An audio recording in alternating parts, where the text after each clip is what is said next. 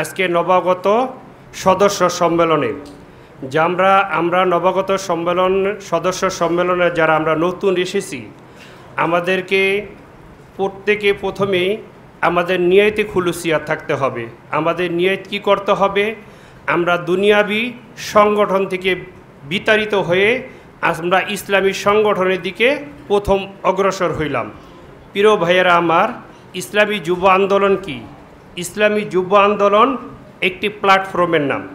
আজকে এখানে থানা শাখার সম্মানিত সভাপতি সাহেব ডাকাইছে বিদায় আমরা সবাই কি করেছি, এখানে একাত্মত হয়েছি, সংগত হয়েছি।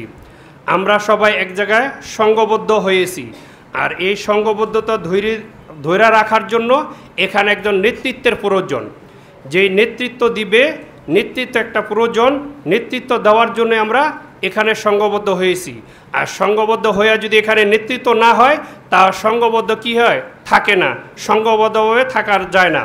আবার নেতৃত্ব গ্রহণযোগ্য করার জন্য আনুগত্যের প্রয়োজন। যেই সংগঠনের ভিতরে আনুগত্য নাই, সেই সংগঠন নেতৃত্ব ধরে রাখা যায় না। যেমন ইসলামী যুব আন্দোলন বাদে ইসলামী আন্দোলন বাংলাদেশে আরও অনেক রাজনৈতিক দল আছে যাদেরকে একত্রিত করা যায় এবং নেতৃত্ব দেওয়া যায়।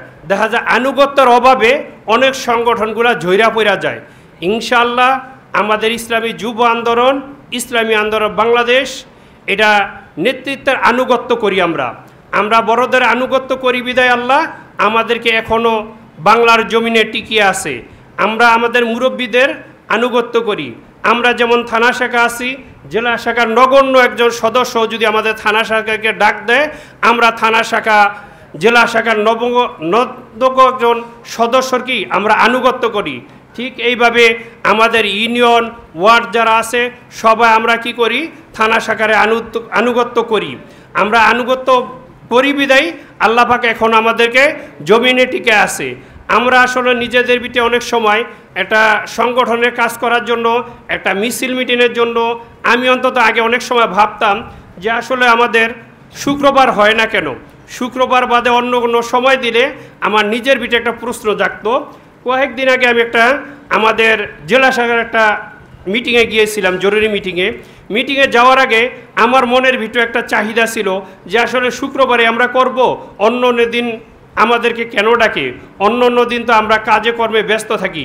আসলে আমরা কেমন সদস্য, কেমন আমরা কর্মী, যে কর্মীরা আমরা অন্য দিনকে বাঁচাই নেই। আচ্ছা, আমরা আমাদের পূর্বের আকাবিদদের দিকে ফলো করি। আমাদের নবী সাল্লাল্লাহু আলাইহি সাল্লাম যখন সাহাবীদেরকে ডাকছিল যুদ্ধের জন্য, কিন্তু কখনো কিন্তু কোনো সাহাবী বলে নাই ইয়া রাসূলুল্লাহ আজকে তো আর শুক্রবার না, আজকে তো এই দিন না, আজকে আমরা যুদ্ধে যাব না, আগামী কাল যাব বা পরশু যাব। আসলে এই কথা আমরা বলি নাই, কিন্তু এখন আমাদের মনে অনেক সময় প্রশ্ন জাগে। আমার প্রশ্নটা আমিই বলি, আমার জাগে যখনই মুরব্বী দিকে তাকাই তখন দেখি আসলে আমার প্রশ্নটা ভুল। ঠিক আল্লাহ নবী যখন সাহাবীদেরকে ডাকছে, আকাবিদদের ডাকছে, তারা কিন্তু আল্লাহ নবী ডাকে সাহারা দিছে।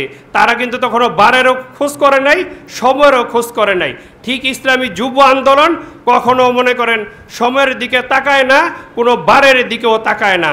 আজকে নবাগত সম্মেলনে যেসব নবাগত ভাইয়েরা আসছেন, তাদের প্রতি আমাদের আকুল আবেদন থাকবে ইনশাআল্লাহ আপনারা ইসলামী যুব আন্দোলনের সাথে সংক্ষিপ্তভাবে থাকবেন, জড়ায় থাকবেন, যাতে ইনশাআল্লাহ আগামীতে ইসলামী যুব আন্দোলনের কাজ হাতে হাত রেখে একসাথে সবাই একভাবে করতে পারি। ওমা তৌফিকি ইল্লা